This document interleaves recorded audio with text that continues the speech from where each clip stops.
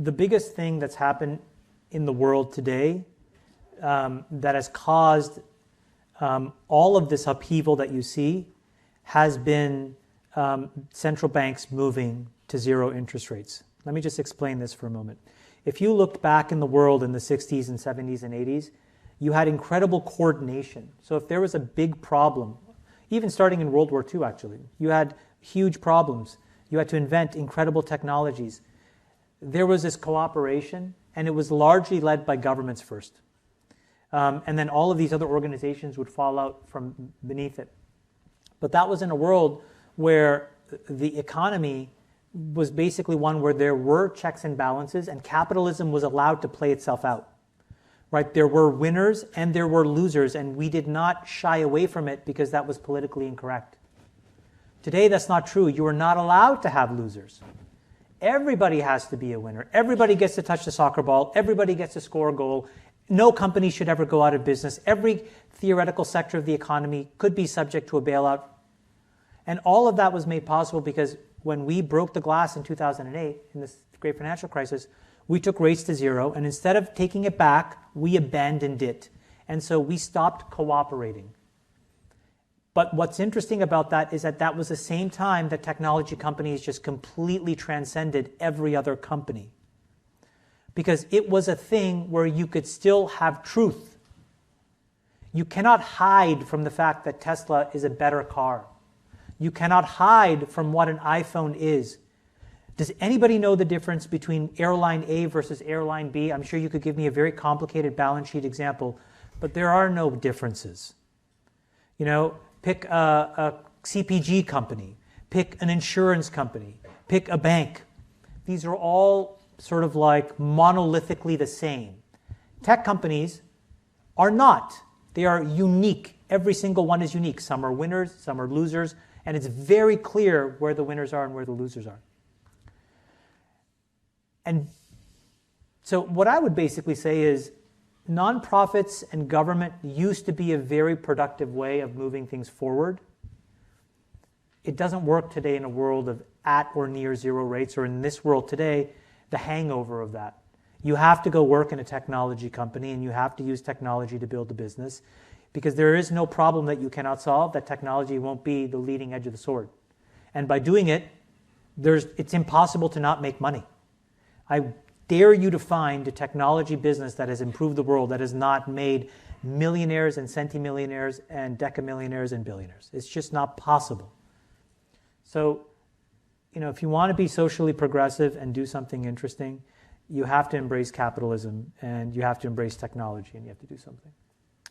Chamath Palihapitiya, well-known entrepreneur and venture capitalist, will explain how the world has softened and the fairness of the world has become unfair, leaving no room for growth.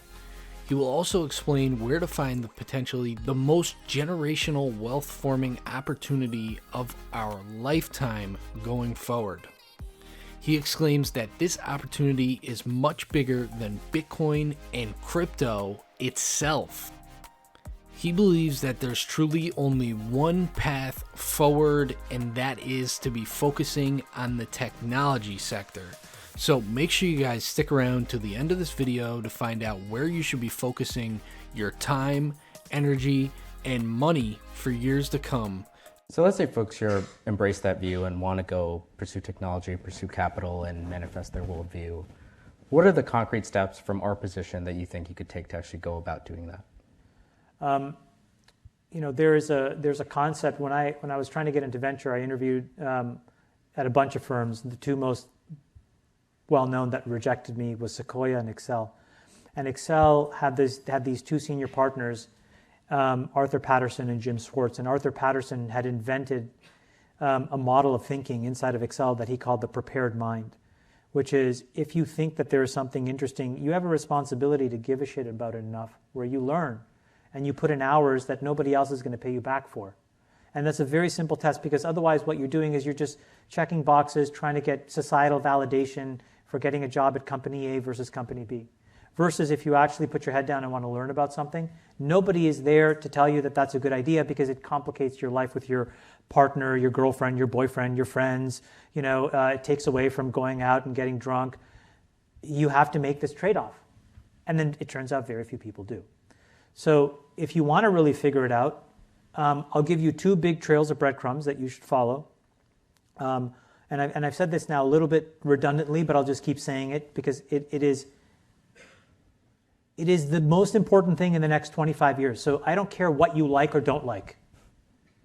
You need to pivot your career to one of these 2 things if you want to be successful. Number 1 is that the marginal cost of energy generation is going to 0. Okay? You have wars, you have death, you have all kinds of geopolitics that pivot around natural resources and energy. What happens to a peace dividend in the world when you don't have to fight for that stuff because you have abundant energy? And the cost of making that energy is effectively 0, and it has no impact into the ecology of the world. Well, we're about to find that out. And when you take the cost of energy to 0, now it unlocks all kinds of other problems that before were impossible to tackle because it would be too expensive. So that's trend number 1. Trend number 2 is that we have shifted the ability to calculate and solve any computational problem away from a CPU to these things called GPUs and ASICs and FPGAs. That's all fancy language for things are getting easier and easier to solve. Okay, there's a company in Silicon Valley called OpenAI. You may have played with their tools called Wall-E or GPT-3, or DALL-E, sorry, and GPT-3. What are these things? These things are massive leaps in AI. Okay, these are models where you can type in something like, and one of you guys should do it now. We can throw it up here, like, Wharton class of geniuses in the Renaissance style. Those are just words, and they'll translate it into an image. It's incredible, incredible technology. Okay, or GPT-3, where you can have a language model now where it can auto-write a book, and you will not know that it was not a human. That problem took $1 billion to solve.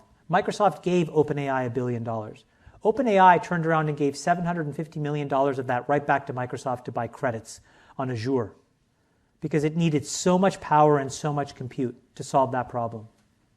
Today, that problem will cost you $1 million to solve. Tomorrow, that problem will cost you $10,000 to solve. So the point is that we have removed power constraints and computing constraints. So think of some examples of these things. So for example, in life sciences today, you can go and now you don't need a scientist. So you don't need in vivo and in vitro speculation of drugs and molecules. You can just use a computer to simulate that. You can basically figure out the entire bounded space of 10 to the 33 molecules. One of you could figure out a solution to a rare disease. That's a $10 to $20 billion payoff per rare disease. It's worth your time. Partner up with somebody in the CS department and go figure out how to tackle that problem. Before it would cost you millions of dollars in power and compute. Today it costs you nothing. And then guys like us will basically feed that engine. We'll pay you to go and solve those things. On the energy side, there's going to be all of this stuff that happens when basically everybody has a little, nuclear fusion reactor on their roof, which, by the way, is not an actual reactor. It's just a solar panel that collects energy from the true nuclear reactor in the sky, which is the sun. And you store it in your wall, and now you can do whatever you want, right? Do you see any country trudging into any other country to fight over oil when you have zero-cost energy?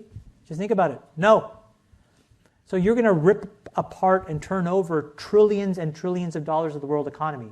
Your job is to get close enough to it to just grab a few of those shekels for yourself, put it in your pocket, and you won. But people overcomplicate the problem. But that's the answer. So is changing the world that motion of acquiring the capital? Or changing the world is not what you do. Changing the world is an outcome after you have enough resources to vote in enough volume so that some people say, your view makes sense and is allowed in the world. That's just a natural way in which things happen today. And that's why I think it's very important to operate and embrace capitalism, both because you can accumulate resources and you can direct those resources basically as a voter, and the more resources you have, the more votes you get. And there's nothing wrong with that. There's nothing wrong with having winners and losers. There's nothing wrong with having a distribution of outcomes. All of those things are healthy to move the world forward. Makes sense. But we've lost that script, I think, a little bit. Makes sense. So I think the responsibility is to build the algorithms and infrastructure so you have more choice and so that there's more intelligence so that it can help manage some of the bumps in the road that we all go through from time to time. That is a more humane way. You'll be less judgmental about others. You'll be less envious, blah, blah, blah. I needed to prove to myself that I could be at risk and really, really make good decisions, which was, for me, not possible unless I basically took a huge bet on myself. So yeah, I mean, I took a lot of money and I said, we're going to prove that this vision that I have of how we invest makes any sense. And so far, it's turned out to be pretty positive.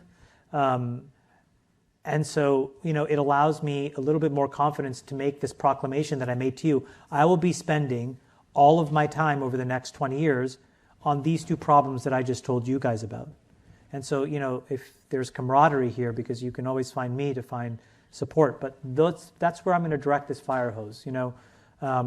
These energy generation problems, these compute problems, these life sciences problems, there are probably no bigger things to work on. I'll say it in a different way.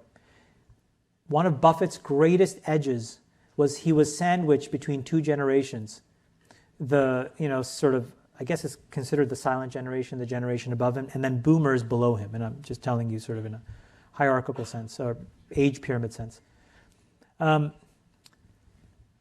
boomer cohort, as they moved through, their 20s and 30s and 40s, ended up building an enormous economic transformation.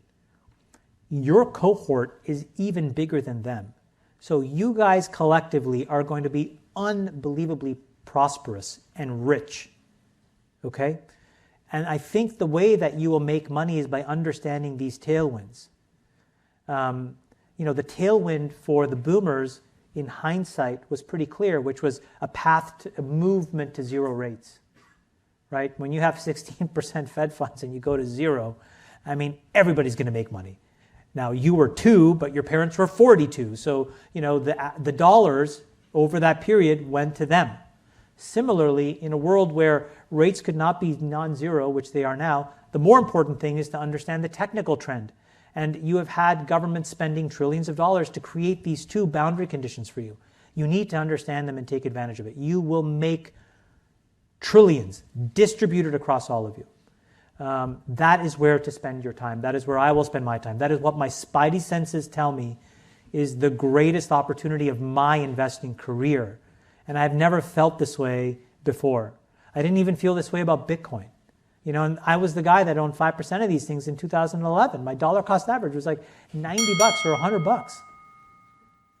Even when I knew that was going to win, I'm telling you that is going to pale in comparison to this.